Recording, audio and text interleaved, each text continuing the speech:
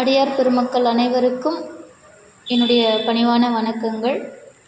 முந்தைய வகுப்பில் நாம் இல்லையே எண்ணாத இயற்பகைக்கும் அடியேன் என்று இயற்பகை நாயனாருடைய வரலாறை நம்ம பார்த்தோம். இந்த பதிவில் நம்ம பார்க்க இருக்கிறது இளையாந்தன் குடிமாறன் அடியார்க்கும் அடியேன் என்று சுந்தரமூர்த்தி சுவாமிகளால் அழகாக பாடப்பட்ட அற்புதமான ஒரு நாயன்மார் நம்முடைய மாறனார் அப்படிங்கிற நாயன்மார். இவர் இளையான்குடி அப்படிங்கிற திருத்தலத்தில் அவதாரம் செஞ்சவர். அதனால் இவருடைய பெயரை குறிப்பிட்டு சொல்லும்போது மாறநாயனாரோடு இணைந்து இளையான்குடியில் தோன்றிய காரணத்தினால இவருக்கு இளையான்குடி மாறநாயனார் அப்படின்னு அழைக்கப்பட்டார். அதுவே அவருடைய பெயராக சுந்தரமூர்த்தி சுவாமிகள் அமைச்சு நமக்கு மிகவும் அழகாக பாடி அருளினார். இவருடைய வரலாறு என்ன அப்படிங்கிறது நிறைய பேருக்கு நமக்கு தெரிஞ்ச ஒரு வரலாறு. 63 நாயன்மார்களில் அதிகமாக நமக்கு பேசப்பட்ட நாயன்மார்களில் இவரும் ஒருத்தர். இளையான்குடி மாறநாயனாருடைய வரலாறும் ஒன்று.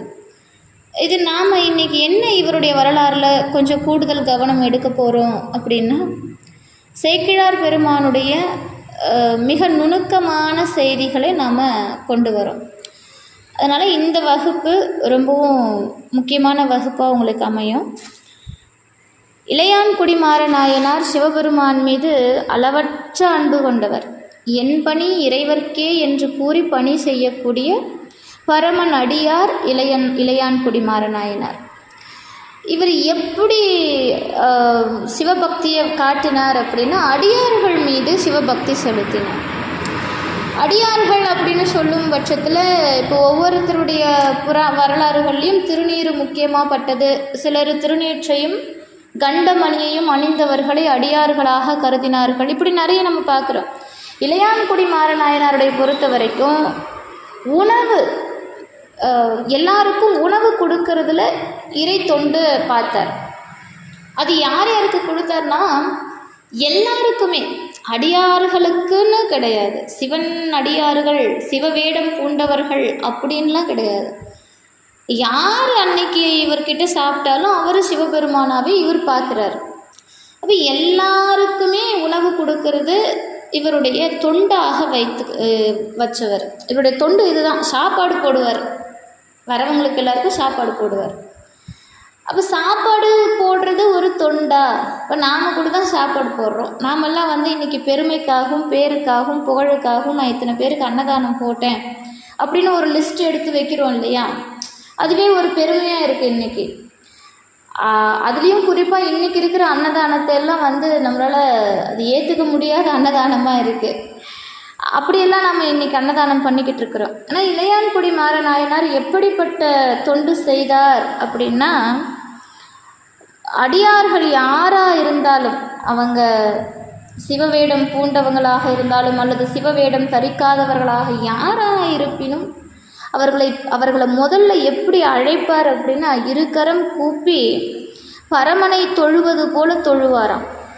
இருகரம் கூப்பி தொழுது வணங்குவாராம். முதல்ல அடியார்கள் அவங்கள பார்த்தா முதல்ல வணங்குவாராம். வணக்கம் சொல்லி வணங்கி பணிவோடு அவரை வீட்டுக்கு அழைச்சிட்டு போவாராம். குளிர்ந்த சொற்களை பேசுவாராம், வீட்டுக்கு அழைச்சிட்டு போவாராம். இவர் எப்படிப்பட்ட இதில் வரார், பரம்பரையில் வரார் அப்படின்னா, நல்ல ஒரு செல்வாக்கான குடும்பம்தான். ஏன்னா இவருடைய தொழில் பார்த்திங்கன்னா நிலப்புலமும் மிகுந்த செல்வமும் இருக்கக்கூடிய உழவு தொழில் செய்யக்கூடியவங்க. இப்போ வேளாண்குடியில் அவதாரம் செய்கிறார். இன்னும் சொல்லப்போனால் சிறப்பான செல்வத்தை உடையவர், நல்ல செல்வந்தர், எல்லாருக்கும் உணவு கொடுக்குறார். இப்போ நாம் இதெல்லாம் பார்க்குறோம். அடியார்களை பார்த்தா அவர்களை வணங்கி தொழுது இல்லத்துக்கு கூட்டிகிட்டு போய் அவர்களை இருக்கையில் அமரச் செய்து அவருடைய திருவடியை மிகுந்த அன்போடு நல்ல மலர்களால் அர்ச்சனை செய்து வழிபாடு செய்வாராம். இது நாம் எப்படி எடுத்துக்கணும் அப்படின்னா, அவர் உணவு கொடுத்த அத்துணை பேரையுமே சிவபெருமானாவே நினச்சிருக்கிறார். சாதாரணமாக ஒரு மனிதருக்காக கொடுத்த உணவு மாதிரிலாம் கிடையாது. இப்போ நாமெல்லாம் என்ன பண்ணுறோம், யாருக்காவது ஒருத்தருக்கு ஒரு பொட்டலம் சாப்பாடு வாங்கி கொடுத்துட்டோன்னா உடனே ஃபோட்டோ எடுத்து இன்ஸ்டாகிராமில் ரீல்ஸ் போட ஆரம்பிச்சிடுறோம். அதுக்கு ஒரு பேக்ரவுண்டில் ஒரு மியூசிக் வேறு, அது ஒரு கொஞ்சம் சிம்பத்தி க்ரியேட் பண்ணுறதுக்கு. ஆனால் அதெல்லாம் அற்பமான செயல், அது தேவையற்ற விளம்பரம். உண்மையாகவே ஒருத்தருக்கு உணவு கொடுக்கணும் அப்படின்னா அதை எப்படி செய்யணும் அப்படிங்கிறத இளையான்குடி மாறநாயனார்கிட்ட கற்றுக்கணும்.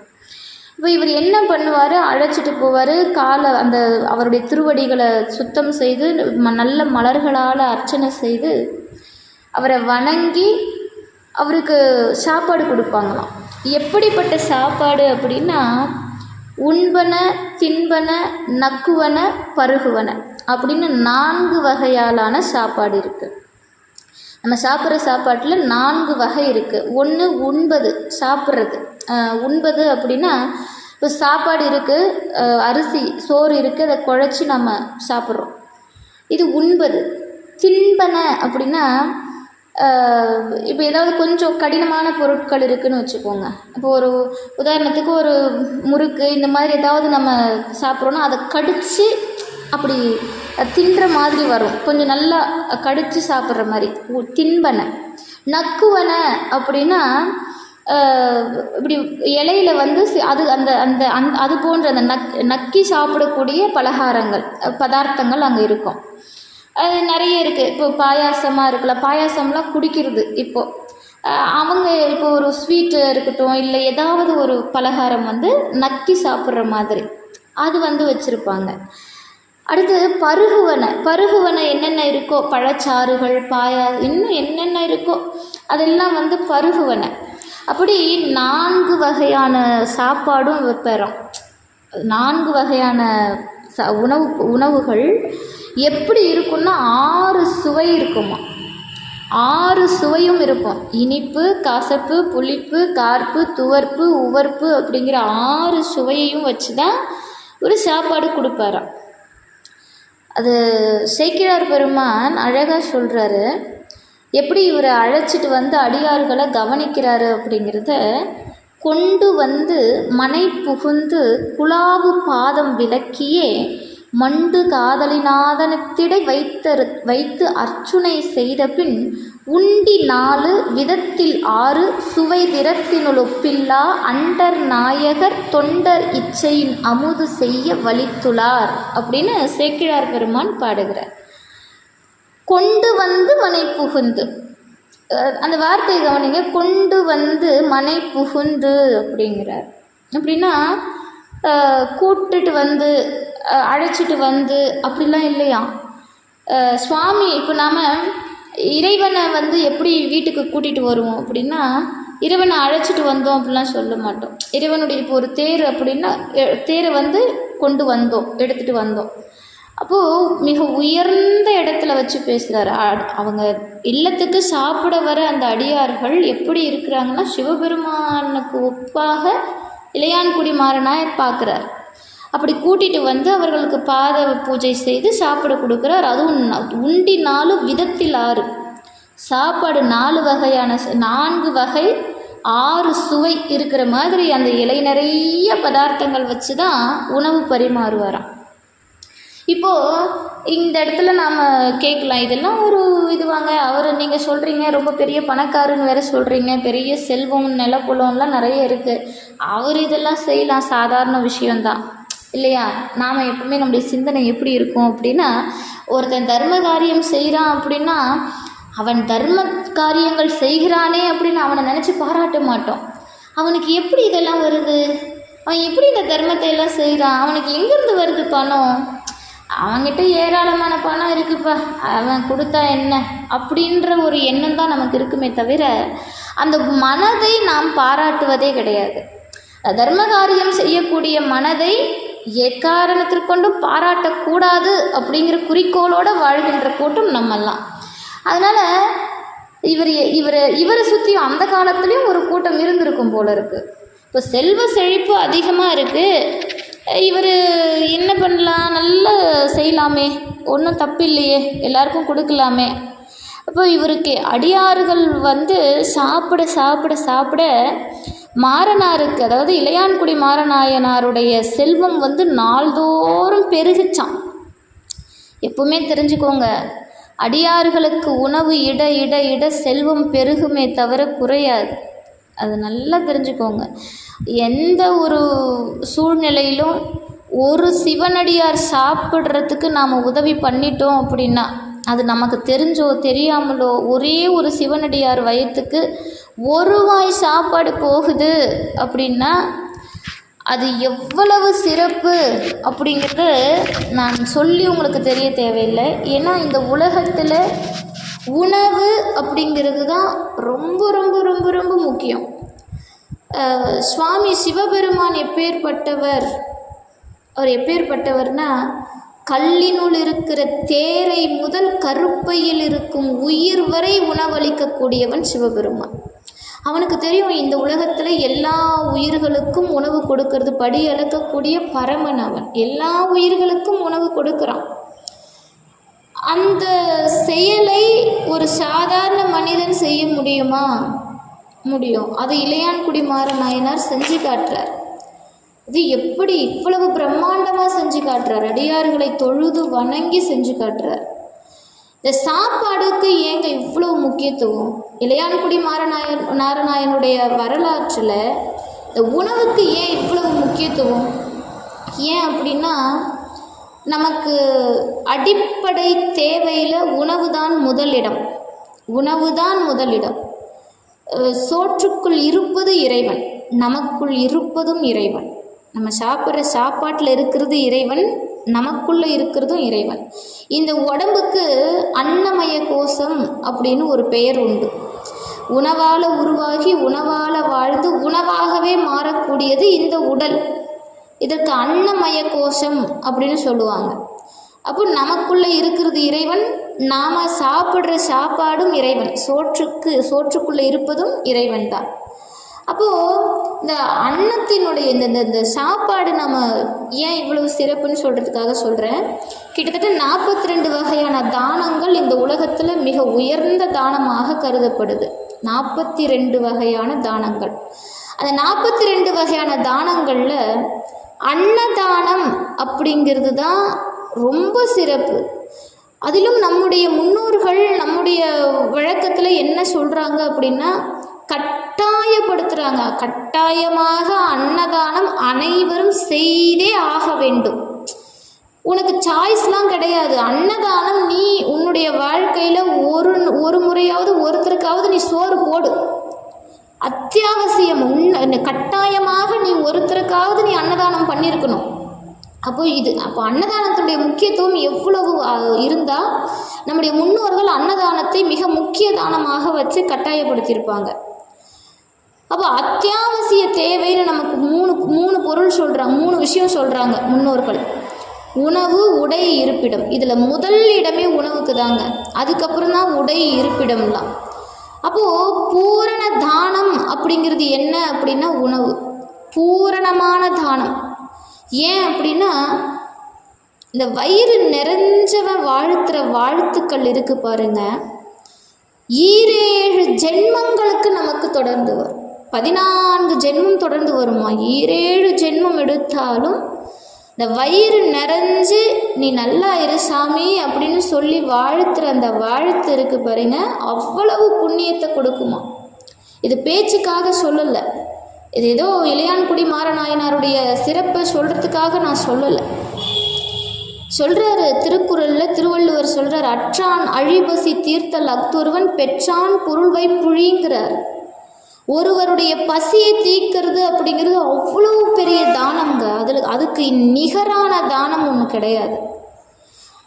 நாவுக்கரசர் தில்லை சிற்றம்பலத்தில் பாடுறார், அன்னம்பாலிக்கும் தில்லை சிற்றம்பலம் பொன்னம்பாலிக்கும் மேலும் இப்பூமிசை என் அன்பு பாலிக்கும் ஆறுவண்டின் ஒரு இன்னம் பாலிக்குமோ இப்பிறவியே. நாவுக்கரசர். அப்போ அன்னத்தின் சிறப்பு அப்படிங்கிறது அவ்வளவு வெகுமதியை கொண்டது. அடியார்களுக்கு கொடுக்கறது ஆண்டவனுக்கே கொடுத்த மாதிரி. அடியார்களுக்கு சாப்பாடு போட்டோம் அப்படின்னா அது ஆண்டவனுக்கே சாப்பாடு போட்ட மாதிரி.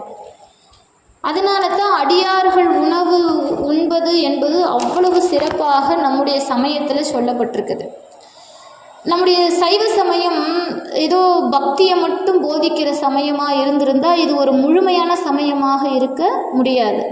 வெறும் பக்தி மட்டும்தான், இந்த பக்தியை தாண்டி எதுவும் இல்லைன்னு சொல்ல முடியுமா? வாய்ப்பே இல்லை. அப்போது இந்த பெரிய புராணத்தில் சேக்கிழாருடைய திருவார்த்தைகள், அவருடைய வாக்கு எல்லாமே எப்படி இருக்கும் அப்படின்னா, இந்த பெரிய புராணத்தை பொறுத்த வரைக்கும் முதல் விஷயம் பக்தி, அடுத்து தொண்டு, அடுத்து அன்பு. பக்தி, தொண்டு, அன்பு, அறம், தர்மம், தனி மனித ஒழுக்கம், சமுதாய ஒற்றுமை, ஏற்றத்தாழ்வு இல்லாத நன்னெறி, இது எல்லாத்தையும் நமக்கு கொடுக்கறது இந்த பெரிய புராணம் சைவம். நம்ம பொதுவாக சைவ சமயத்தில் 63 நாயன்மார்களை பார்க்குறோம், 9 தொகையடியார்களை பார்க்குறோம். தொகையடியார்கள்ன்றது கணக்கில் இல்லை, ஏன்னா அவங்க எவ்வளோ பேருன்னு நம்மளால் கணக்கிட்டு சொல்ல முடியாது. 9 இதில் வராங்க.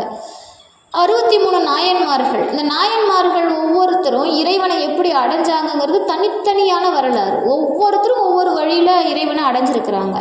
அப்போ என்ன சொல்ல வரார் சேக்கிழார் அப்படின்னா, இறைவனை அடைவதற்கு எண்ணற்ற வழிகள் உண்டு, எண்ணற்ற வழிகள் இருக்குது. 63 நாயன்மார்கள் அதில் 63 வழியை கண்டுபிடிச்சாங்க. நாம் எந்த வழியை கண்டுபிடிக்கிறோம் அப்படிங்கிறது நமக்கு குறித்தானது. அப்போ இங்கே சாப்பாடை கொடுத்தே ஒருவர் முக்தி அடைஞ்சிருக்கிறார் அப்படின்னா அது எவ்வளவு சிறப்பான தொண்டாக அவர் செஞ்சுருக்கணும். அப்போ அன்னம், ஒருவருடைய பசி அப்படிங்கிறது எவ்வளவு பெரிய கொடுமை. அப்போ இந்த உலகத்தில் பசிங்கிறது, ஒருத்தருக்கு அன்னதானம் கொடுக்கறது அப்படிங்கிறது எவ்வளவு முக்கியத்துவம். வள்ளலார் சொல்கிறார், வாடிய பயிரை கண்ட போதெல்லாம் வாடினேன்றார். ஔவையார் சொல்கிறார், பசி வந்துட பத்தும் பறக்கும்ன்றார். 10ம் பறந்து போகும். எப்படி, என்னென்ன 10? அவர் சொல்கிறார், என்ன 10 பறந்து போயிடுமா தெரியுமா? மானம். பசி வந்துச்சுன்னா முதல்ல மானம் போயிடுமா. குலம் கோத்திரம்லாம் பார்த்துக்கிட்டு உட்காந்துட்டு இருக்காதான். கல்வி, நம்ம எவ்வளோ படித்தாலும் பசி வறுமை இருந்துச்சுன்னா நம்ம படித்த படிப்பெல்லாம் தாண்டி அந்த பசிக்கு தான் முக்கியத்துவம் கொடுக்கும். வன்மை, நம்முடைய வீரம், அதெல்லாம் அங்கே எடுபடாது. அறிவுடைமை, நீ எவ்வளவு அறிவானவனாக இரு, அந்த பசிக்கிட்ட ஜெயிக்க முடியாது. தானம், நம்ம எவ்வளவோ தானம் பண்ணியிருக்கலாம், ஆனால் பசியோடு அது தோற்று போயிடும். தவம், நீ எப்பேற்பட்ட தவத்தில் இருந்தாலும் சரி, பசின்னு ஒன்று உன்னால் கண்ட்ரோல் பண்ண முடியாது. உயர்ச்சி, நீ எவ்வளோ உயர்வானவனாக இருந்தாலும் சரி. தாளாண்மை, தேனின் கசிவந்த சொல்லியர் மேல் காமுறுதல் 10ம் பசி வந்திட பறந்து போகும். மானம், குலம், கல்வி, வன்மை, அறிவுடைமை, தானம், தவம், உயர்ச்சி, தாளாண்மை, தேனின் கசிவந்த சொல்லியர் மேல் காமுறுதல் 10ம் பசி வந்திட பறந்து போகும். ஔவையார் சொல்கிறார். அப்போ அவ்வளவு கொடுமை இந்த பசி. அதே ஔவையார் இன்னொரு பாடல் சொல்கிறார், ஒரு நாள் உணவை ஒழியென்றால் ஒழியாய், 2 நாளுக்கு 7 என்றால் 7ஆய், ஒரு நாளும் என்னோ வரியாய், இடும்பை கூர் என் வயிறே உன்னோடு வாழ்தல் அரிதுங்கிறார். இப்போது ஒரு நாளைக்கு சாப்பாடு இல்லை அப்படின்னு இந்த வயிற்றுக்கிட்ட சொன்னோன்னா அந்த வயிறு கேட்குதா? கேட்க மாட்டேங்குது. இன்றைக்கி ஒரு நாள் சாப்பாடு இல்லை, நீ பொறுமையாக இரு அப்படின்னா அது ஏற்றுக்க மாட்டேங்குது.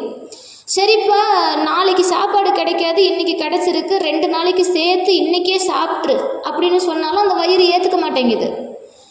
ஒரு நாளும் என்னோ வரியாய், ஒரு நாளைக்கு அதிகமாக சாப்பிடுனாலும் சாப்பிட மாட்டேங்கிற, இல்லை ஒரு நாள் முழுக்க சாப்பாடு இல்லை அமைதியாக இருந்தாலும் இருக்க மாட்டேங்கிற, எனக்கு உன் கூட வாழ்கிறது ரொம்ப கஷ்டன்றார் ஔவையார். அப்போது ஔவையாருடைய ஞானம் எத்தகையது, ஔவையாருடைய எத்தனை விஷயங்கள் அவங்க பார்த்துருப்பாங்க இந்த உலகத்தில். அவங்க பசியை இவ்வளவு கொடுமையாக பாடியிருக்க காரணம் என்ன? இப்போ பசிங்கிறது எவ்வளவு பெரிய விஷயம் பாருங்கள். ஐயம் இட்டு உண்ணுங்கிறாங்க. அப்போ தனி ஒரு மனிதனுக்கு உணவில்லை எனில் ஜகத்தினை அழுத்திடுவோன்னு பாரதி சொல்கிறார். அப்போது இந்த உணவுக்கு எவ்வளவு முக்கியத்துவம். உண்டி கொடுத்தோர் உயிர் கொடுத்தார், உண்டி கொடுத்தோர் உயிர் கொடுத்தார் மணிமேகலை. அப்போ இத்தனை சிறப்புகளும் உணவுக்கு உண்டு. இந்த உணவு அப்படிங்கிறது, இந்த சாப்பாடு அப்படிங்கிறது ரொம்ப ரொம்ப ரொம்ப முக்கியங்க. இந்த சாப்பாடு தான் ரொம்ப முக்கியமான விஷயம். அதனால தான் இளையான்குடி மாறநாயனாருடைய வரலாறில் உணவுக்கு இவ்வளவு முக்கியத்துவம் கொடுக்கப்பட்டது. சேக்கிழார் பெருமான் தொடர்ந்து உணவை பற்றி அதிகம் சொல்ல காரணம், உணவு என்பது அடிப்படையிலேயே இந்த உலக உயிர்கள் அனைத்திற்கும் இன்றியமையாத ஒன்று. அது எத்துணை முன்னோர்கள் எத்துணை அருளாளர்கள் ஒப்புக்கொண்டிருக்கிறார்கள் இல்லையா? அப்படி இளையான்குடி மாறநாயனார் நல்ல அடியார்களுக்கு நல்ல சாப்பாடு கொடுத்துட்டு வர, அப்படி இனிமையான சொற்களை பேசுவாராம். முதல் விஷயங்க, யாராவது வீட்டுக்கு வராங்க, அவங்களுக்கு நம்ம சாப்பாடு கொடுக்குறோம், நம்மளுடைய வசதிக்கு ஏற்ற மாதிரி பந்தாவாக சாப்பாடெல்லாம் கொடுக்குறோன்னு வச்சுக்கோங்க, அவங்களுக்கு அதெல்லாம் தேவையில்லை. இனிமையான சொற்கள் இருக்கணுமா. நீங்கள் இனிமையான சொற்கள் இல்லாமல் தங்கத்தட்டிலேயே சாப்பாடு கொடுத்தாலும் அவங்களுக்கு அது பெருசாக தெரிய போகிறதில்ல. அப்போ இனிமையான சொற்களை முதல்ல சொல்லி அவங்கள அழைச்சிட்டு வந்து அவங்களுக்கு பாத பூஜை பண்ணி சாப்பாடு போட்டிருக்கிறார். இதன் காரணத்தினால அடியார்களுக்கு அவர் சாப்பாடு போட போட போட சங்கநிதி பதுமநிதி எல்லாம் இவர்கிட்டயே வந்து தங்குனது மாதிரி குபேரனை போல வாழ்ந்தாராம். இன்னும் இருக்க இருக்க இருக்க செல்வம் கூடிக்கிட்டே போகுது, சாப்பாடு போட போட போட கூடிக்கிட்டே போகுது. இப்போது இந்த இடத்துல தான் ஊராருக்கு ஒரு எண்ணம், அவனுக்கு என்ன குறை, அவ்வளோ பணம் இருக்குது, அவன் செய்யலாம், தாராளமாக செய்யலாம், நம்மளாலலாம் செய்ய முடியுமா அப்படிங்கிற ஒரு ஏளனம், ஒரு எண்ணம். அப்போது சுவாமி பார்க்குறாரு, எப்பவுமே சிவபெருமானுக்கு தன்னை இகழ்ந்தால் கூட வருத்தம் கிடையாது. தன்னை இகழ்ந்தால் அட என் பையன் என்ன வேணால் பேசுவான், என் பிள்ளை அது அப்படின்னு விட்டுருவாராம்.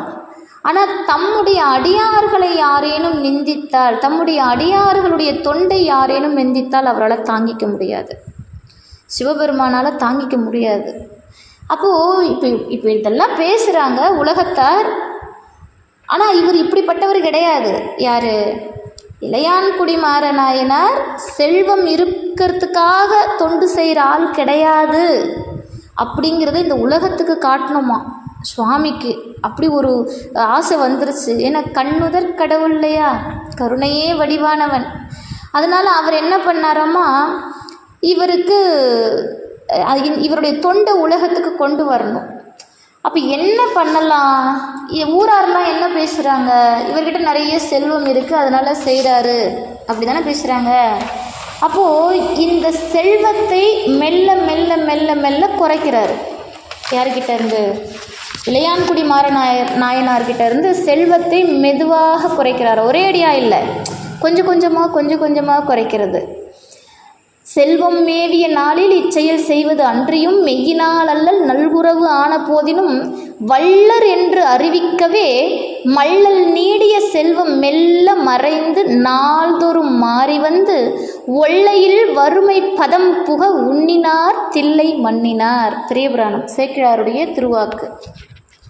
அப்போது என்ன சொல்கிறார் அப்படின்னா, செல்வம் இருக்கிற நாளில் இந்த செயல் செய்கிறது பெரிய விஷயம் இல்லைன்னு ஊரார் பேசிடக்கூடாதான். அதனால் செல்வமே இல்லைன்னா கூட, துன்பமே வந்த போதிலும், வறுமையே வந்த போதிலும், நல்குறவு வறுமையே இருந்தாலும் கூட இந்த தொண்டு செய்கிறதுல இவர் வல்லவர் அப்படின்னு இந்த உலகத்தார் புரிஞ்சுக்கிறதுக்காக சிவபெருமான் என்ன பண்ணாரா, மள்ளல் நீடிய செல்வம், அவர்கிட்ட இருந்த நீடிய செல்வம், நிறைந்த செல்வமானது மெல்ல மறைந்து கொஞ்சமாக குறைஞ்சு நாள்தோறும் மாறி வந்து ஒள்ளையில் வறுமை பதம் புக. வறுமை, இப்போ நமக்கெல்லாம் வறுமை வந்துச்சுன்னா நம்ம என்னங்க சொல்லுவோம்? இப்போ ஒரு நல்லா வாழ்ந்த மனுஷன் திடீர்னு வறுமைக்கு போயிட்டான்னா ஊரார் என்ன சொல்லுவாங்க? நல்லா வாழ்ந்தாம்பா, என்ன கெட்ட நேரமோ என்ன தருத்திரமோ தெரியல, அவரை போட்டு வாட்டி வதைக்குது அப்படின்போம். ஆனால் சேக்கிழாருக்கு அதெல்லாம் சொல்ல வராது. சைவத்தில் இந்த மாதிரி அபத்தமான சொற்களை பயன்படுத்தவே யாராலையும் அடியார்களால் முடியாது, அருளாளர்களால் முடியாது. அது சைவத்திற்கே ஒரு மேன்மை. அது இந்த வறுமையை பதம் என்கிறார். வறுமைங்கிறது என்னவா? பதமாம். அந்த பதத்தை, வறுமை என்னும் பதத்தை கொடுத்தாராம். யாரு? தில்லை மன்னினார். இறைவன் வறுமை என்னும் பதத்தை இளையான்குடி மாறநாயனாருக்கு மெல்ல கொடுக்குறாராம், ஒரேடியாக கொடுக்கல. இப்போ இவருக்கு வறுமை வருது, அப்பயும் இவர் தொண்டு நிற்கலை. என்ன வறுமை வந்தாலும் இவருடைய தொண்டெல்லாம் சுருங்கலை. இவருடைய வளம் சுருங்குச்சு, இவர்கிட்ட இருந்த செல்வ வளம் சுருங்குச்சே தவிர மனம் சுருங்கலை. அப்பவும் அடியார்களுக்கு அன்னம் செய்கிறார். அப்பவும் அவர் முன்னம் செய்த அதே உபசரிப்பை இப்போதும் செய்கிறார். வறுமை பதம் வந்தும் உபசரிக்கிறார். ஒரு சிறிதும் தான் செய்து வரும் மாகேஸ்வர வழிபாட்டை குறைக்கலை. எல்லாம் தெரிஞ்சுக்கோங்க, மகேஸ்வர பூஜையை காட்டிலும் சிறந்தது மாகேஸ்வர பூஜை. மகேஸ்வர பூஜை என்பது சிவனாருக்கு உரிய பூஜை. மாகேஸ்வர பூஜை அப்படிங்கிறது அடியார்களுக்கு அன்னம் பாலிப்பு செய்கிறது. அதனால தான் ஞானசம்பந்தர் பாடினார், மைப்பயந்த ஒன்கண் மடநல்லார் மாமயிலை கைப்பயந்த நீற்றான் கபாலிச்சரம் அமர்ந்தான் ஐப்பசி ஓண விழாவும் அருந்தவர்கள் துய்ப்பனவும் காணாதே போதியோ பூம்பாவாய். பூம்பாவை பதிகத்தில் மயிலாப்பூரில் ஞானசம்பந்தர் பாடுறாரு பூம்பாவை எழுப்புவதற்காக. அவர் பாடுற வரியை பாருங்க, ஐப்பசி ஓண விழாவும் அருந்தவர்கள் துய்ப்பனவும். ஐப்பசி ஓண விழா எதுக்கு? சுவாமிக்கு அன்ன அபிஷேகம் நடக்கும். அன்னைக்கு அடியார்கள்லாம் வந்து சாப்பிடுவாங்களாம். இந்த கபாலீஸ்வரன் கோவிலில், இந்த கபாலி கோவிலில் வந்து அடியார்கள் சாப்பிடுவாங்க, தவத்தினர்கள் சாப்பிடுவாங்க. அதை பார்க்காம போறியா பூம்பாவாய் அப்படின்னு ஞானசம்பந்தர் பாடுறாரு. அப்போது நம்ம யோசிக்க வேண்டிய விஷயம் என்னென்னா, அடியார்கள் சாப்பிட்றத பார்க்குறதே புண்ணியன்றார். இதை விட வேறு என்ன சொல்கிறது?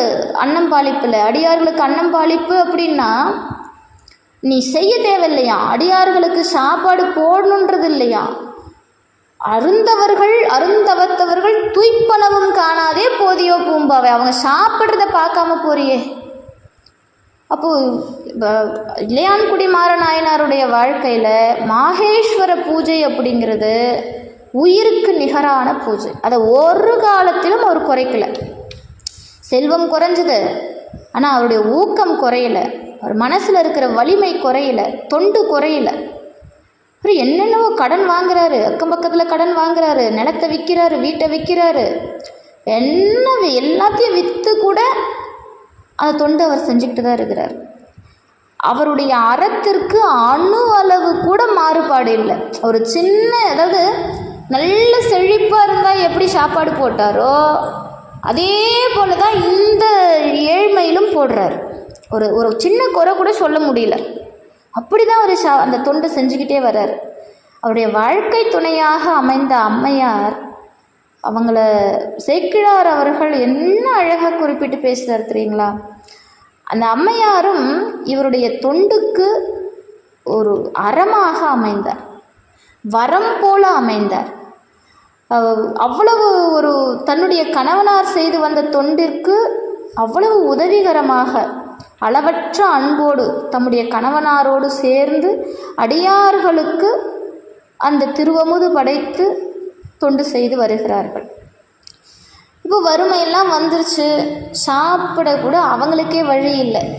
கடன் வாங்குறாங்க, அங்கே அக்கம் பக்கம் கடன், எல்லார்கிட்டையும் கடன் வாங்கி வாங்கி சொத்தை விற்று நிலத்தை விற்று எப்படியோ பண்ணி கூட அடியார்களுக்கு சாப்பாடு போட்டிருக்கிறாங்க.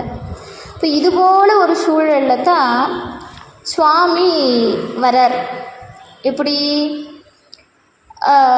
எல்லாம் முடிஞ்சிச்சு, அவர்கிட்ட எதுவும் இல்லை. இப்போது இளையான்குடி நாயனார்கிட்ட அடுத்த வேளை உணவு இல்லை. அடுத்த வேளைன்னா அந்த வேலைக்கே உணவு இல்லை. இப்போ காலையிலேயே வந்து அவர் வயலுக்கு போகிறாரு. அந்த ஒற்றி வைக்கிறது, அதாவது ஒத்தி வேலை செய்வாங்க இல்லையா, ஒத்திகைக்கு எடுத்து, அதுபோல் யாரோடைய நிலத்தையும் ஒத்திகைக்கு எடுத்து, ஏன்னா அவங்களுக்கு வருமானம் வேணும் இல்லையா, அடியார்களுக்கு தொண்டு செய்யறதுக்கு உழைச்சி தானே ஆகணும். அதனால் யாருடைய நிலத்தையோ ஒத்திகைக்கு எடுத்து அவங்க விவசாயம் பார்த்துக்கிட்டு அப்படியே அந்த தொண்டையும் செஞ்சுக்கிட்டு வராங்க. காலையில் அவர் நிலத்துக்கு போகிறாரு, நிலத்தில் நெல் பயிரிடுறதுக்காக போகிறாரு. அப்போவே பார்த்திங்கன்னா அவருக்கு உணவு இல்லை. அம்மா என்ன பண்ணுறாங்களாம்மா, அவர் கிளம்பும்போது தண்ணி கொண்டு வந்து முதல்ல கொடுக்குறாங்க. அப்போது வீட்டுடைய சூழல் என்ன அப்படிங்கிறது அவருக்கு தெரியுது. யாருக்கு? இளையான்குடி மாறநாயனாருக்கு தெரியுது. எப்போவுமே ஒரு ஒரு பெண்ணுடைய வாயிலிருந்து இல்லை அப்படிங்கிற வார்த்தை வரக்கூடாதாங்க. சேக்கிழார் அதை என்ன அழகாக சொல்கிறார் தெரியுங்களா? இவ்வளவு வறுமையிலும் கூட அந்த அம்மையார் தன்னுடைய கணவர்கிட்ட வீட்டில் எதுவும் இல்லைங்க அப்படின்னு சொல்லவே இல்லையா. கணவனார் வேலைக்கு புறப்படுற, தண்ணி தான் இருக்குது, வீட்டில் வேறு எதுவுமே கிடையாது, ஒரு டம்ளர் தண்ணி எடுத்துகிட்டு வந்து கணவர்கிட்ட கொடுத்து இதை சாப்பிட்டு போங்க அப்படிங்கிற. அப்போ என்ன அர்த்தம்? வீட்டில் சாப்பாடு இல்லை. ஆனால் அந்த அம்மா சொல்லலை. புரிஞ்சுக்கிறார், வீட்டில் உணவு இல்லை. போகிறாரு, வயலில் வேலை செய்கிறாங்க, வராங்க. வந்தும் வீட்டில் உணவு கிடையாது. அன்னைக்கு அது மாரிக்காலம், மழைக்காலம். நல்ல மழை பெய்யுது. காலையில் நெல் விதைச்சாச்சு, நல்ல மழை, இருண்டுடுச்சு. இன்றைக்கி மாதிரி மின் விளக்குகள்லாம் அன்றைக்கி கிடையாது இல்லையா. நல்ல இருட்டு, மை இருட்டுன்னு சொல்லுவாங்கள்ல, அந்த மாதிரி நல்ல இருட்டு, நல்ல மழை, இப்படி இடி மின்னலோட புயல் காற்றோட அப்படி ஒரு மழை பெய்யுது. ஏன்னா நம்முடைய கண்ணுதற் கடவுள் அருள் செய்ய திருவுள்ளம் கொண்டார் அப்படின்னு அர்த்தம். இப்போ இந்த சுவாமி என்ன பண்ணார்? அந்த நேரத்தை செலக்ட் பண்ணுறார். இவருக்கு நேர காலமே கிடையாது. அடியார்களுக்கு அருள் செய்யணுன்னா எந்த மாதிரி நேரத்துலையும் இறங்கி வந்துடுவான் சுவாமி. இவர் என்ன பண்ணுறாரா, எப்படி வராரு இந்த பூமிக்கு அப்படின்னா, கைலாயத்திலிருந்து தன்னுடைய வேடத்தை எல்லாம் மறைச்சிக்கிட்டார். எப்படி? ஜடாமுடியை மறைச்சார், சந்திரனை மறைச்சார், அந்த புலித்தோலை மறைச்சார், நாகாபரணத்தை மறைச்சி கொண்டார், கங்கையை மறைத்தார், எல்லாம் அவருடைய அடையாளத்தெல்லாம் மறைச்சார். அன்னமும் ஏனமும் அறியாத அண்ணலாகிய சிவபெருமான் அடியாருடைய அளவற்ற அன்பை இந்த உலகத்துக்கு கொண்டு வரணும், சொல்லணும், அவருடைய தொண்டு என்னன்னு இந்த உலகத்துக்கு காட்டணும் அப்படின்னு தவ வேடம் பூண்டு நெத்தி நிறைய திருநீர், உடலெல்லாம் திருநீர் பூசி, கண்டிகையும் புனைந்து, ருத்ராட்சத்தை அணிந்து, விடையும் உமாதேவியாரும் இல்லாமல் வந்தாராம். இதெல்லாம் அவரோட எப்பவுமே இருக்கும். விடையும் உமாதேவியும் எப்பவுமே உடனே இருக்கக்கூடிய சுவாமி கைலாயத்தில் இதெல்லாம் விட்டுட்டு தனியாக வரார். திருநீர் பூசிக்கிட்டு, கண்டிகை அணிஞ்சிக்கிட்டு, தவ வேடம் பூண்டு வரார். அது மழை இல்லையா, நல்ல மழை, வெள்ளம், பள்ளமெல்லாம் வெள்ளம் ஓடுது, நல்ல நடுநிசி, மை இருட்டு. இளையான்குடி மாறனாரும் அவருடைய மனைவியாரும் ரொம்ப பட்டினியாக இருக்கிறாங்க. பட்டினி இருக்கிறதால தூக்கமும் வரலை. கதவை அடைச்சிக்கிட்டு 2 பேரும் அந்த மழையில் வீட்டில் அந்த குடிசையில் இருக்காங்க. தூக்கம்லாம் வரலை அவங்களுக்கு. ஆனால் அந்த சூழலிலும் அஞ்செழுத்தை நெஞ்செழுத்தி உரைத்த வண்ணமாக இருந்தார்களாம். அந்த அஞ்செழுத்தை மறக்கலையாம். பசி, பட்டினியாக இருக்காங்க 2 பேரும். ஆனாலும் அடுத்து என்ன நடக்க போகுதுங்கிற கவலை இல்லை, என்ன பண்ணணுன்ற கவலை இல்லை. 5 எழுத்தை துணையாக கொண்டு நெஞ்சில் 5 எழுத்தை கணவனும் மனைவியும் சேர்ந்து சொன்னாங்கள். அதுதான் ரொம்ப முக்கியம். ஒரு கணவருடைய நிலை தடுமாறும்போது, ஒரு கணவர் நல்ல செல்வ செழிப்பிலிருந்து திடீர்னு ஒரு வறுமைக்கு வரும்போது, மனைவி கணவரோடு எந்த அளவுக்கு உறுதுணையாக இருக்க வேண்டும் என்பதை இந்த வரலாறு நமக்கு உணர்த்துகிறது. இந்த வரலாறில் நாம் தெரிஞ்சுக்க வேண்டிய நிறைய விஷயங்கள் இருக்குது. கணவருடைய நிலை அறிந்து அவருடைய மனம் சிறிதும் கவலைக்கு இடம் கொடுக்காத வண்ணம் பார்த்து கொள்வது என்பது மனைவியருடைய கடமை, மனைவியினுடைய கடமை. 2 பேரும், மனைவியும் கணவனும் 5 எழுத்த சொல்லிக்கிட்டு அமைதியாக அந்த நட்ட நடு இருளில் அமைதியாக உட்காந்துட்ருக்குறாங்க. தூக்கம் வரல, பசி. அப்போது சிவபெருமான் வராரு. பேய்கள் கூட நடமாடாத அந்த நல்ல இருட்டில், ஏன்னா அவர் யார்? நள்ளிருளில் நடமாடும் பித்தன் இல்லையா. அந்த இருட்டு நேரத்தில் நம்முடைய பெருமான் சிவபெருமான் வந்து அங்கே நின்று அந்த கதவை தட்டுறார். அப்படி தட்டி, அன்பனே பசித்து வந்தோம் அப்படின்னு சொல்லி அங்கே நிற்கிறார், அந்த கதவை தட்டுறார். உடனே மாறனார் அந்த கதவை போய் திறக்கிறார். கதவை திறந்தால் தவ வேடத்தில் மழையில் நனைஞ்சபடி அந்த குளிரில் ஒரு அடியார் நின்றுக்கிட்டு இருக்கிறார். மாறனார் அந்த கதவை திறந்த உடனே அந்த அடியாரை அன்போடு வரவேற்கிறார். அன்போடு வரவேற்று அவருடைய மகிழ்ச்சி பொங்க அவருடைய வீட்டுக்குள்ளே கூட்டிகிட்டு வர்றார். இதுக்கு முன்னாடி அவர் எப்படி இருந்தார் அப்படின்னா, மாறநாயனார் இதுக்கு முன்னாடி எப்படி உட்காந்துட்டு இருந்தார்? மிகுந்த கவலை. கணவனும் மனைவியும் பட்னியோடு இருக்காங்க. கணவருக்கு மனைவி சாப்பிட்லேன்னு வருத்தம், மனைவிக்கு கணவர் சாப்பிட்லேன்னு வருத்தம். இன்னும் சொல்லப்போனால் ஒரு படி மேலே 2 பேருக்குமே யாராவது அடியார்கள் வந்தால் என்ன பண்ணுறதுன்ற கேள்வி வேறு மனசில். இதையெல்லாம் சிந்திச்சுக்கிட்டு மன வருத்தத்தோடு உக்காந்துட்டு இருந்தவர், அடியார் ஒருத்தர் கதவை தட்டின உடனே அந்த கவலையெல்லாம் எங்கே போச்சுன்னு தெரியலையாம். சேக்கிழார் சொல்கிறாரு, அந்த முன்னாடி இருந்த கவலையெல்லாம் எங்கே போச்சுன்னே தெரியல, கவலையெல்லாம் அகன்றது. அவருடைய வாக்கில் இன் சொல்லாகிய தேனருவி பாய்ந்ததாம். அடியார்கிட்ட அப்படி தேன் போல பேசி அவரை உள்ளே அழைச்சிட்டு வந்து அவரை உட்கார வைக்கிறாங்க. மனைவியும் கணவரும் இணைந்து சேர்ந்து அவருடைய திருவடியில் விழுந்து வணங்கி வாருங்கள் வாருங்கள்னு அழைக்கிறாங்களாம். அவங்கள உட்கார வச்சுட்டு ஒரு ஆடையை எடுத்து கொடுக்குறார். யார்? இளையான்குடி மாறநாயனார் ஒரு ஆடையை எடுத்து வந்த சுவாமிக்கு கொடுக்குறார். நீங்கள் மழையில் நனைஞ்சிருக்கீங்க, இந்த ஆடையை வச்சு துவட்டிக்கோங்க அப்படின்னு சொல்லி அந்த திருமேனியை துடைக்கிறதுக்கு அந்த ஒரு ஆடையை எடுத்து கொடுக்குறார். எடுத்து கொடுத்ததும் இல்லாமல் அந்த தவ பெரியாருடைய அந்த திருமேனியை தொடச்சி விடுறார். அப்போது சொல்கிறார், அப்படி தொடச்சி விட்டுட்டு சொல்கிறார், மாதவம் செய்தேன். எப்படி? எதுக்காக? இந்த ஏழை அடியேன் என்ன தவம் செய்தேனோ, இந்த ஏழை வீட்டுக்கும் இந்த ஏழை அடியேன் வீட்டுக்கும் வந்திருக்கிறீங்க, இந்த நான் என்ன தவம் செய்தேன் அப்படின்னு கேட்குறார். அவர் இருக்கிற நிலைமையில் கேட்குற கேள்வியா அது?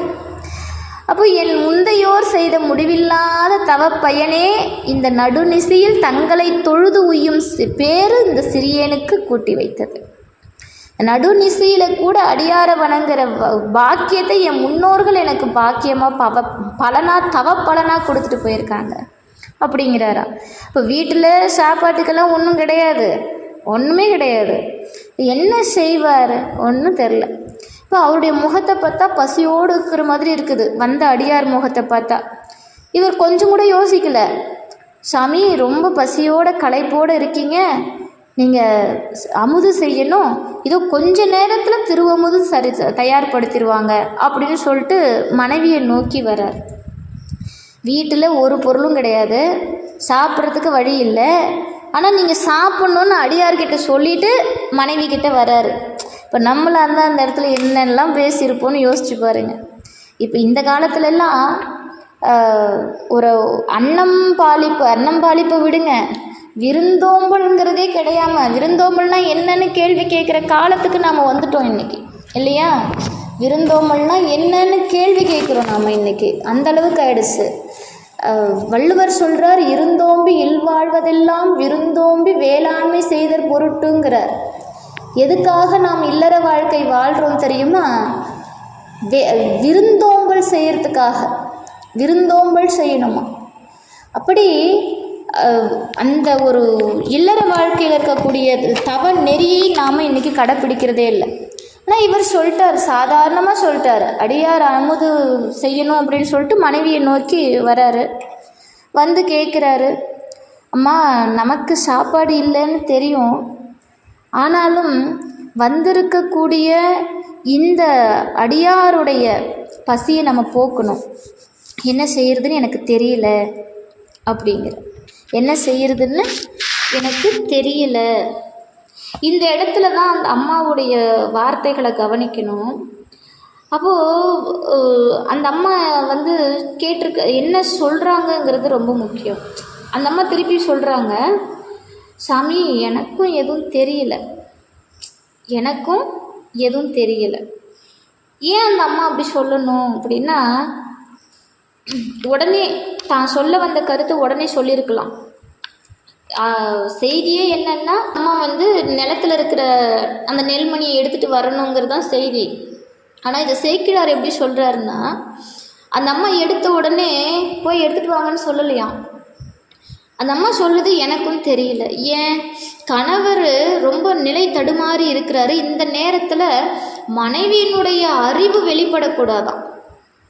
கணவனார் தடுமாறி குழப்பத்தோடு இருக்கும் சூழல்ல மனைவி தனக்கு எல்லாம் தெரியுங்கிற அந்த விஷயத்தை வெளிப்படுத்தக்கூடாதான். இது எந்த அளவுக்கு பார்க்குறாரு அப்படின்னா, அந்த கணவனாருடைய மனநிலைமைக்கு முதல்ல மனைவி போகணும். அவர் எப்படிப்பட்ட சூழலில் இருக்கிறார் அப்படிங்கிறத அவருடைய மனநிலைமைக்கு சென்று பார்க்கணும். அப்போது அந்த அம்மா சொல்லுது எனக்கும் தெரியலைங்க, ஆனால் எனக்கு ஒரு யோசனை. அடுத்து சொல்லுது எனக்கு ஒரு யோசனை. காலையில் நீங்கள் இந்த வயலில் நெல்மணி எல்லாம் விதைச்சிங்க இல்லையா, விதை நெல் விதைச்சிங்க இல்லையா, அந்த விதை நெல்லெல்லாம் கொண்டு வாங்க. ஏன்னா அந்த மழைக்கு அதெல்லாம் மேலே வந்திருக்கும், அந்த முளை வந்திருக்கும். அதெல்லாம் எடுத்துகிட்டு வாங்க, நான் ஏதாவது பண்ணி சாப்பாடு செய்கிறேன் அப்படிங்குது அந்த அம்மா. நமக்கும் முன்பின் குணவில்லை யாயினும் இமக்குளக்கொடியார் பாகவர்க்கினியார் தமக்கு நாமின் அடிசில் தகவுற அமைக்கு மாறெங்கும் அணங்கேயன. அப்போ அடியாருக்கு உணவு கொடுக்கறது அப்படிங்கிறது எவ்வளவு முக்கியம். அறவோர்க்கு அளித்தலும் அந்தனர் கோம்பலும் துறவோர்க்கு எதிர்த்தலும் தொல்லோர் சிறப்பின் விருந்தெதிர்கோடலும் இழந்த எண்ணெய்ன்னு கண்ணகி பாடும்போதே இந்த விருந்தோம்பல் அப்படிங்கிறது எவ்வளவு சிறப்புன்னு நமக்கு தெரியுது இல்லையா? எவ்வளவு சிறப்பான விஷயம். அதை அந்த அம்மா செய்கிறாங்க. இளையான்குடி மாறநாயனருடைய அம்மா மனைவி இதை செய்கிறாங்க. அதுவும் எப்படி? முகம் சுழிக்காமல், அந்த முகத்தில் இருக்கிற அந்த சிரிப்பு குழையாமல். வள்ளுவர் அழகாக சொல்வார் விருந்தோம்பலில், மோப்பக்குழையும் அணைச்ச முகம் தெரிந்த நோக்க குழையும் விருந்துன்பாங்க. ஒரு பெண் எப்படி விருந்தோம்பல் செய்யணும்னா, இந்த அணைச்ச மலர் பார்த்திங்கன்னா மோந்து பார்த்தாலே வாடிடும். அதுபோல் நம்ம வீட்டுக்கு வர விருந்தாளிகள் அந்த முகம் கொஞ்சம் சுழிச்சிட்டாலே, சுழிக்க கூட தேவையில்லையா, முகம் கொஞ்சம் மாறினாலே நம்ம வீட்டுக்கு வர விருந்தாளிகள் மனசு குழஞ்சிருமா. அந்த அந்த அந்த விருந்தே அவங்க ஏற்றுக்க முடியாத சூழலாயிடும். அப்படிப்பட்ட விஷயம் இருக்குது இந்த விருந்தோம்பலில். இளையான்குடி மாறநாயனுடைய மனைவி தம்முடைய தன்மையை எந்த அளவுக்கு அங்கே கொண்டு வந்திருக்காங்க, தம்முடைய கணவருடைய தொண்டுக்கு எந்த அளவுக்கு உறுதுணையாக இருந்திருக்கிறாங்க. அப்போ இந்த அளவுக்கு சிறப்பு வாய்ந்தது நம்முடைய விருந்தோம்பல் அப்படிங்கிற ஒரு விஷயம். ஒருத்தருக்கு அன்னம் கொடுக்கறது, சாப்பாடு போடுறது, அடியார்களுக்கு அன்னம் பாலிப்பு செய்கிறது. அப்போ இவ்வளவத்தையும் இந்த அடியார் செஞ்சிருக்கிறார் இல்லையா? இறை வழிபாட்டில் எது சிறந்தது அப்படின்னா, இறை வழிபாடு சிறந்தது அப்படின்னு ஒருத்தர் சொல்லுவாங்க. ஆராதனை, அவருக்கு வழிபாடு செய்கிறது, அலங்காரம் செய்கிறது, அபிஷேகம் செய்கிறது, இதெல்லாம் சிறப்பு தான், இல்லைன்னு சொல்லலை. ஆனால் இறைவன் மனசில் என்ன இருக்கும் தெரியுமா? அடியார்களுக்கு நீங்கள் என்ன செய்கிறீங்க, எனக்கு செய்கிறது அப்பாற்பட்ட விஷயம். அடியார்களுக்கு நீங்கள் என்ன செய்கிறீங்க? இறைவன் தொண்டர் உள்ளத்தில் எப்போதும் உரைகின்றான் ஆதலால் தொண்டர் வழிபாட்டில் அண்டர்நாதன் மிக மிக மகிழ்ந்திருக்கிறானா. நீங்கள் தொண்டர்களை வழிபட்டால், தொண்டர்களுக்கு தொண்டு செய்தால் இறைவன் மகிழ்ந்து உங்களுக்கு அருள் செய்வானாம். கன்றினை துணை பாற்றினால் அன்றி பசுவினிடம் பால் பெறலாகாது. அதாவது இந்த வரியை நான் ஏன் சொல்கிறேன்னா, ஒரு பசுக்கிட்ட இருந்து பால் கறக்கணும் அப்படின்னா கண்ணுக்குட்டியோட துணை நமக்கு வேணும் இல்லையா? அதுபோல் எம்பெருமானிடமிருந்து அருள் பெற வேண்டும் ஆயின் அடியார்களுடைய கூட்டத்தில் நாம் நின்று அடியார்களுக்கு தொண்டு செய்யணும். அடியார்களுக்கு அன்னம் ஒருவேளை, எங்களால் எதுவுமே முடியாதுங்க, ஒருவேளை உணவு, ஒருத்தருக்கு உணவு, ஒரு ஆளுக்கு சாப்பாடு உங்களால் செய்ய முடியும்னா அது ஆண்டவன் உங்களுக்கு அருள் செய்வான்றதுக்கான அறிகுறி. அப்படிலாம் எங்களால் செய்ய முடியாதுங்க அப்படின்னா முடியாது, ஆண்டவன் அருளையும் பெற முடியாது, வாய்ப்பு இல்லை ராஜான்ற மாதிரி தான் ஆகிடும். அப்போ ஆண்டவனுடைய அருளை பெற்றவர்கள், அருளாளர்கள் அவ்வளவு சிறப்பானவர்களா? ஆமாம், சிறப்பானவர்கள்தான். ஏன்? சூரியனை விட சூரியன் வெப்பம் தாங்கிய மணலை போல. இப்போது ஒருத்தர் நல்ல சூடான மணல் பாங்கான இடத்துல, ஒரு பாலைவனத்தில் நடந்து போய்கிட்டு வர, மணல் கொதிக்குது. அவன் எதிரில் 2 பேர் வராங்க. ஒருத்தர் கொடை பிடிச்சிட்டு வர்றாரு, ஒருத்தர் செருப்பு போட்டுன்னு வர்றாரு. இப்போ வந்தவங்க கேட்குறாங்க, உனக்கு கொடை வேணுமா செருப்பு வேணுமான்னு கேட்குறாங்க. ஏன்னா மேலேயும் சூரியன் சுட்டெரிக்குது, கீழே இருக்கிற மணலும் சுட்டெரிக்குது. இப்போ நாம் அந்த இடத்துல எதைங்க செலக்ட் பண்ணுவோம்? சூரிய வெப்பத்தை தாங்க முடியாதா, இல்லை கால் சூட்டை தாங்க முடியாதா? கண்டிப்பாக நாம் எல்லாரும் காலணிகளை தான் கேட்டு வாங்குவோம். ஏன்? மணலுடைய சூட்டை நம்மளால் தாங்க முடியாது. இது என்ன உணர்த்துது அப்படின்னா, சூரிய பகவானுடைய வெப்பத்தை தான் அந்த மணல் வச்சுக்கிட்டு இருக்குது.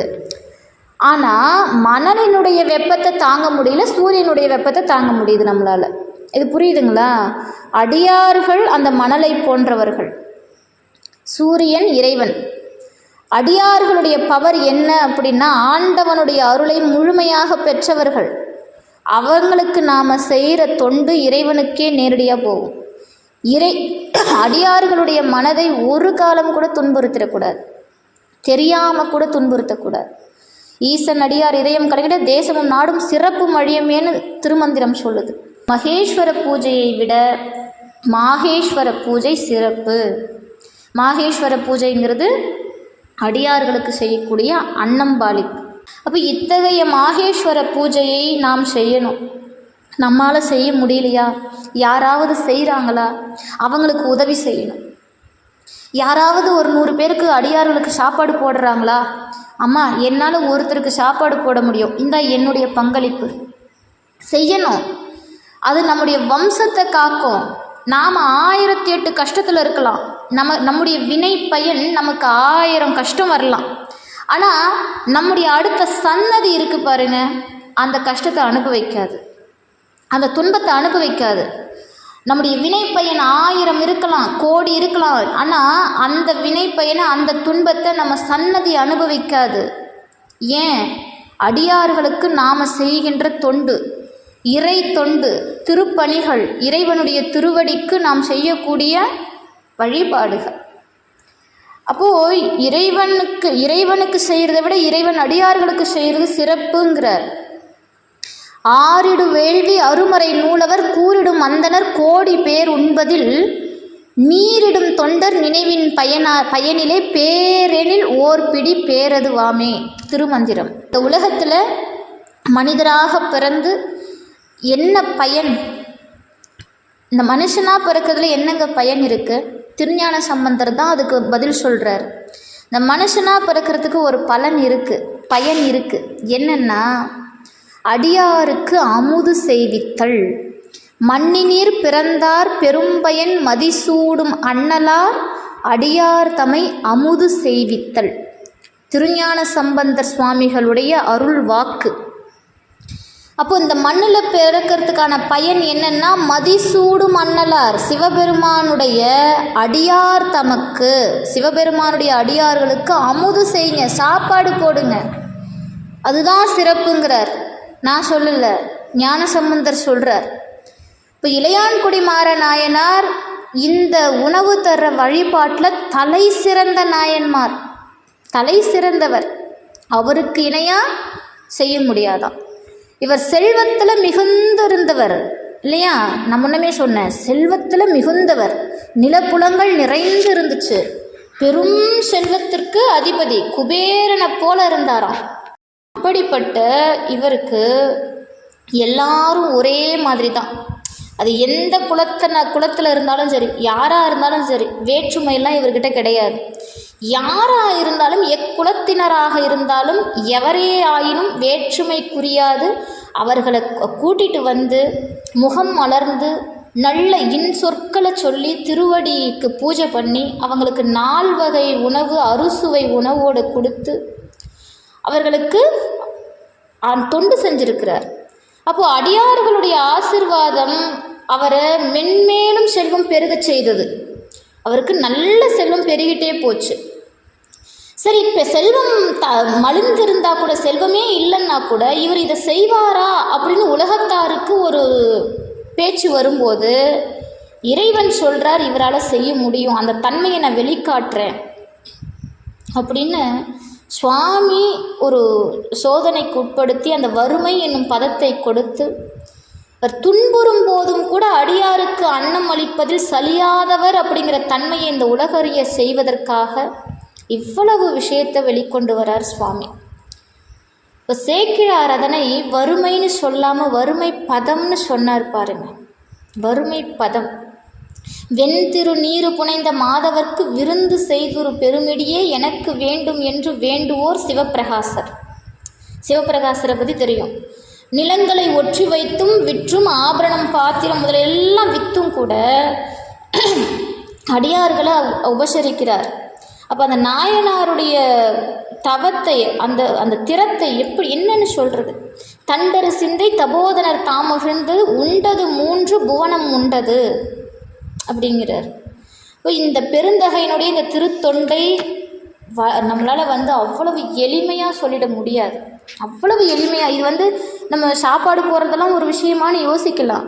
ஆனால் அவருக்கு இருந்த வறுமை, அவருக்கு அந்த வறுமை என்னும் பதத்தை இறைவன் கொடுத்த பிறகும் கூட அவர் மனம் சலிக்காமல் அவர் செய்த அந்த தவம், அதில் நம்ம பார்க்கணும். அப்போது இறைவனை வழிபாடு செய்கிறத விட அடியாறுகளுக்கு அன்னம் பாலிக்கிறது இன்னும் கூடுதல் சிறப்பு இல்லையா? அப்போது நாம் சில நேரம் நமக்கு ஏதாவது ஒரு சின்ன வறுமை, ஒரு சின்ன கஷ்டம், ஒரு சின்ன கடன் வந்துட்டால் கூட இந்த கடவுளுக்கு கண் இல்லையே அப்படின்னு சலிச்சுக்கிறோம்ல. இந்த உலகத்தில் அதானங்க இயல்பு. ஆனால் இளையான்குடி மாறநாயனார் குபேரனுக்கு இணையாக வாழ்ந்தவர். இறைவன் வறுமை என்னும் பதத்தை நல்கி இருக்கிறதுலையே ரொம்ப மோசமான வறுமையை கொடுக்குறார். சாப்பாட்டுக்கே வழி இல்லை, கணவனும் மனைவியும் தண்ணியை குடிச்சிட்டு உக்காந்துக்கிட்டு இருக்கிறாங்க. அந்த அளவுக்கு வறுமையை கொடுத்தும் கூட அவர் எதுக்கும் சலிக்கலை. கடவுளுக்கு கண் இல்லைன்னு நம்மளை மாதிரி சாதாரணமாக பேசலை. அப்பையும் அடியாருக்கு தொண்டு செய்கிறாரு. அந்த சூழலில் கூட என்ன முடியுமோ அதை செய்கிறாரு. அது எவ்வளவு பெரிய விஷயம் இல்லையா? அது நம்மளால் செய்ய முடியுமா? கண்டிப்பாக முடியாது. அப்போ இவருடைய பெருமையை உலகத்துக்கு கொண்டு வரதான் இறைவன் திருவுள்ளம் கொண்டார். அப்போ தவசீலராக இவர் இந்த நாயன்மாருடைய தவத்தை உலகறிய செய்து தர்மமே விடையாகி, அந்த விடை மீது தர்ம சம்பர்த்தினியாக அம்பிகையும் உடன் வந்து அவருக்கு காட்சி கொடுத்தார். இப்போ எம்பெருமான் எவ்வளவு ஒரு கருணையின் அடையாளம்னு பாருங்கள். இவ்வளவு கருணையின் அடையாளம். மனைவியாரோடு நாயன்மார் ஆலோசிக்கிறார். இந்த விஷயத்தெல்லாம் நம்ம நோட் பண்ணணும். அடியவருக்கு உணவு தருவதே தமது வாழ்க்கையின் லட்சியமாக கொண்டவர் அவருடைய கணவர். அதனால் அந்த அம்மையார் அவரை நோக்கி நமக்கு உணவு இல்லைங்கிறத அவர் பொருட்படுத்தலை. இந்த உணவு ஏற்பாடு பண்ணுறதுக்கு என்ன செய்யலாம் அப்படின்னு ஐடியா கொடுக்குறாங்க கணவருக்கு. அந்த கணவரும் புரிஞ்சுக்கிட்டு அந்த அந்த அந்த சூழலில் அந்த நாயன்மார் செய்த அந்த விஷயம் இதெல்லாம் நம்ம மாற்றி மாற்றி யோசிக்கணும். அப்போ இவ்வளவு செய்திகள் இந்த வரலாறில் இருக்குது. வறுமையினும் சிறுமையும் கொஞ்சம் கூட ஒரு துளி கூட, கடுகளவு அணுவளவு கூட சிதறாமல் அடியார்களுக்கு அன்னம் அளித்தபடியால் இந்த நாயனார் சிவலோகம் பதமேறி அழகேசன், அதாவது குபேரனுக்கு ஏவல் செய்யக்கூடிய உயர்ந்த இடத்துல இவங்க 2 பேரும் அமர்ந்தார்கள் அப்படின்னு இந்த வரலாறு சொல்லுது. அப்போ இதிலேருந்து என்ன தெரியுது? அடியார்களுக்கு செய்யக்கூடிய அன்னம் பாலிப்பு, அடியார் பூஜை சாலவும் சிறந்தது. அதுதான் இந்த வரலாற்றினுடைய மிக முக்கியமான அம்சம். நீங்கள் அடியார்களுக்கு அன்னம் கொடுக்குறீங்க அப்படின்னா ஆண்டவனுக்கு அன்னம் கொடுத்தீங்கன்னு அர்த்தம். இது ஏதோ நான் வார்த்தைக்காக சொல்லலை. ஒரு 100 பேர் சாப்பிட்றாங்கன்னு வச்சுக்கோங்க. நான் சத்தியமாக சொல்கிறேன், அந்த 100 அடியார்களில் ஒரு இலையில் சாப்பிட்டது சிவபெருமானாக இருப்பார். நான் அடித்து சொல்கிறேன், 100 இலையில் ஒரு இலை சிவபெருமான் உட்காந்து சாப்பிட்ருப்பார். இது சிவனை உணர்ந்தவர்களுக்கு, சிவபெருமானுடைய அடியார்களுக்கு, சிவபெருமானின் கருணையை எண்ணி எண்ணி மகிழ்ந்தவர்களுக்கு இந்த அருமை புரியும். நீங்கள் 100 இலை போடுங்க, அந்த ஒரு இலையில் கட்டாயமாக சிவபெருமான் சாப்பிடுவார். இல்லைன்னா இதுபோல நாயன்மார்கள் வாழ்ந்தது பொய்யாயிடும். கண்டிப்பாக அடியார்களுக்கு செய்கின்ற அந்த அமுது படையல் அப்படிங்கிறது ஆண்டவனையே போய் சேருங்கிற உறுதியான வரலாறு இந்த வரலாறு. அவ்வளவு சிறப்பான வரலாறு இளையான்குடி மாறநாயனாருடைய வரலாறு. இவருடைய முக்தி தலம் பார்த்திங்கன்னா இளையான்குடி தான். அவர் அவதாரம் செய்த தலமே இளையான்குடி. அந்த தலத்திலே தான் இவருடைய முக்தி தலமும்.